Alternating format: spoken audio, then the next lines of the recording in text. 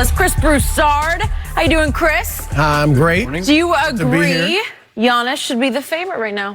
I do agree. I'm a voter. Been voting for about 20 years, and this is this is probably the hardest decision, or certainly one of them that I've had to make with the MVP award. I tend to have 4 criteria: individual numbers, your team success, so wins, supporting cast, what kind of help you have, and then the historical significance. Like, for instance, when Nash, he was in the running for 3 straight, right? He won 2 straight.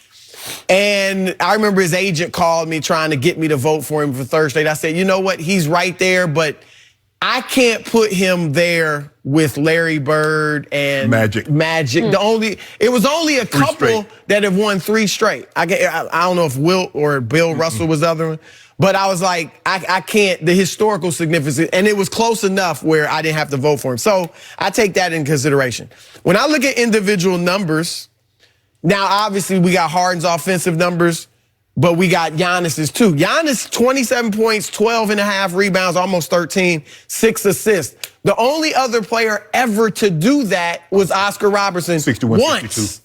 The time he averaged triple-double, that's it. So his numbers, while he's not averaging 36 points like Harden, his numbers are arguably just as significant historically. And then when I take into account the defense, Giannis is 2nd in the league in defensive rating, 1st in the league in defensive win shares. Harden 68th in defensive rating, which I actually was surprised it was that high. I thought he'd be higher than that. Really? I think he's made an effort. Yeah, he's gotten better, but he's still not much of a defender. And then 145th in win shares. So when I factor in the defense, I give Giannis the individual numbers. Then the team success, obviously, you got to go with Milwaukee, best record in the league, only team in the league that's top 5 in offense and defensive rating, best road record in the league, best point differential. I mean, everything. And they had a huge jump. They went from the 16th best record last year with essentially the same players to the 1st best record in the league. So I got Giannis on that one. Supporting cast. Obviously, you can argue Chris Paul missed 20 games, Clint Capella missed 15, Eric Gordon missed 10. In and out the lineup still. But those 3, I mean, Giannis has Chris Middleton, who was an all-star, but he's not a perennial all-star. I don't think of him as, he's not a star. So I think that's kind of a wash. You know, because CP, when he's there, he's CP. You know, Clint Capella was playing at an all-star level. And then historical significance, you know, Harden, I'll give him that one because of the 650 games of 57 or more. What he's done, those moments have been incredible. But here's the final straw for me, at least right now. I reserve my right to change my mind, but right now I'm going with Giannis. Okay. Houston, people are giving Harden points for, oh, he saved the Rockets. That's going to be your argument, I know. They were falling apart. They were 4-7, then 11-14, then 13-14 when he took off with the 30-point streak. Is it Giannis? Should we punish Giannis because he never let his team fall into a hole? It's the MVP for the entire regular season. Giannis and the Bucks have been great the entire 5-6 months. Houston was bad for 2 months. Harden was playing all those games. Harden was there. Chris Paul was there. Clint Capella was there. Chris Paul got hurt before the All-Star game. Yeah, but that's what I'm saying. But 13-14 is way before the All-Star game.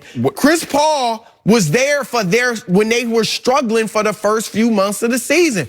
Why were they struggling for 2 months? I'm not going to reward him because you have carried your team for 3 of the 5 months when Giannis has carried his for 5 of the 5 months. Well, you'd make I like that argument. No, you didn't. No. Because you know, as soon as Harden dropped that 61 on San Antonio, I started tweeting. And we started texting back and forth. I got James Harden. Because let's just go back to historic streaks, Wilt notwithstanding. When Michael Jordan averaged 37 in the season, he averaged 5.2 rebounds, 4.6 assists. 4 assists better. That's what Harden is. He's 2 rebounds clear. Same with Kobe, 35, 5, and 4. He's clear. what he's doing. Now, if Middleton had missed 20 games and Brogdon had missed 17 games and the next bet, Brook Lopez had missed another 12 games, okay, and then Giannis got these same numbers, and they still number one. Brogdon's gonna miss that many games by the end of the year. Yeah. No, I need that early. Because Chris Paul here now. Chris Paul ain't hurt now. Capella's not hurt now. I need him to miss those things early. Early in the year. You know what I'm talking about? When you try to build that thing, get that thing together, you ain't gonna get no coach. Budenholzer probably gonna be coach of the year, but we ain't gonna talk about that just yet. I don't know about that, but go ahead. He's gonna be in the running. He's gonna be close, Skip. Because you saw what they were last year. Now they got the best rookie. Right. James Harden, and it's not like he's scoring these points and they winning by 25. They winning by 1. They winning by 3. The dude got 6 games of 57 or more points. Durant got no such games. Steph got no such games. Shaq got 1. Bird got 1. Do you realize what we're actually watching when he does this? He has to do this. If James Harden doesn't score these 30 points a night, they losing. You know that, Chris. You watching I'm watching the game. I'm like, and how he does, I still don't know how. I'm looking up, I'm like, okay, James, he got it going. And you look up and he got 38. He got 45. I'm like, how? How is he doing this? Skip, what he's doing, and I get it, Giannis, the 27, 12, and 6 is unbelievable. There's no question about that, and that's not to diminish what he's doing. But when you talk about, and this 8, Michael Jordan had the biggest discrepancy as far as points to the next closest at 8.1. Right now, James Harden is 8.2 over Paul George. Skip, for me, and I wasn't the biggest James Harden fan, but Beard in his bag right now. It's hard for me to believe that someone else, after this season, that someone else could be the MVP from what I've seen. I agree with Miami Vice. Wow. Okay. I do like that. I like that Vice look. Yeah, okay. Yeah. Don't get any ideas. I'm sorry, Mr. Broussard, but I do have to agree with Shannon on this. And maybe I got too caught up in what I watched last Friday night, but I watched every dribble of my Spurs at James Harden, and I just never seen anything like it. You can say it's just one game, but he's been doing this the whole year. Yes.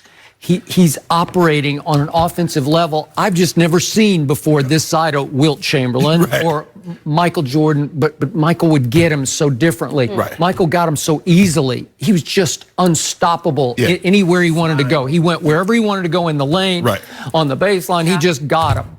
And this guy is doing it from places we've never seen before, where these are the Spurs. They play really good defense this year.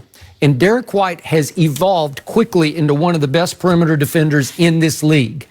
And he couldn't stay with him because they picked him off every time. Capella goes out high, and he just picks off Derek White. And every time, James has got that slither to him, that sort of snaky, you know, just he's so elastic, and he just slides off picks. And all of a sudden, DeMar DeRozan's on Harden. And I'm saying, that's it. I got no shot on this one. And he's got his shot because he's going to stick it from 3 because he's just getting deadly from 3. It's such a sweet stroke. It's over. And it's so effortless. And it's from distance. He'll be 4 or 5 feet behind the lane, and it's just a flick of the wrist, and it just swishes. And I say, that's too good. He's shooting 37% from 3, and that's taking the most threes in the league. So that's high. That's a high number of threes you're making.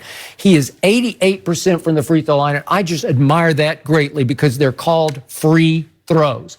And he makes a whole bunch of free throws, and the refs love him in ways that I've never seen refs love anybody, because he gets everything, including the worst call in the history of sports, which, except for the non-call in the Saints game, but on DeMar DeRozan at the end of the Spurs got him. They're up 6 at that point. He goes straight up for a jump shot. Elbowed him. And he didn't elbow him. He didn't even come close. And Harden just flops, and they give it to him. They give it to him. They gave him an offensive foul and wiped off the basket. And I said, you know what?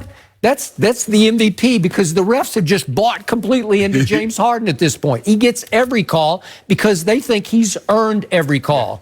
And the display of getting to the basket, I've just never seen such slither to the basket, where it's just, he looks like he's in slow motion, like effortless, snaking through the lane. All of a sudden, he's up and he's free at the rim. And he doesn't dunk it, he just lays it in. And now he got that floater. Now he got the floater. It's over. And now the floater has increased almost to the free throw line, where if he just gets a step at the free throw line, he just launches it, and it swishes. he is a wizard with the basketball in his hand. So I'm sorry, I got Giannis. And if you want new versus same old, you got to go Giannis. Yeah. He's the new flavor, right? I got that. I agree with everything you said. Like I said, my vote will be due in April, so I'm not, I'm reserving right. And if Harden wins it, I'm not going to be You're not going to protest. No, because it could be either or. But when I look at, like, Harden has the spectacular moments. That's what he's got. The 60-point games, the 57-point games, the streak. But when you look at the steadiness of it, I mean, I think Giannis, he doesn't have those moments. It's as simple as that. We talked about that with the Heisman Trophy. Who has those moments? He doesn't. But what about the other end of the floor, too? When LeBron won a lot of his MVPs, some of it was he was a tremendous defender, too. James is averaging 2 steals a game. So he's bird-like and just disrupting. He's got long arms and great hands and vision and anticipation. He just getting his hands on the basketball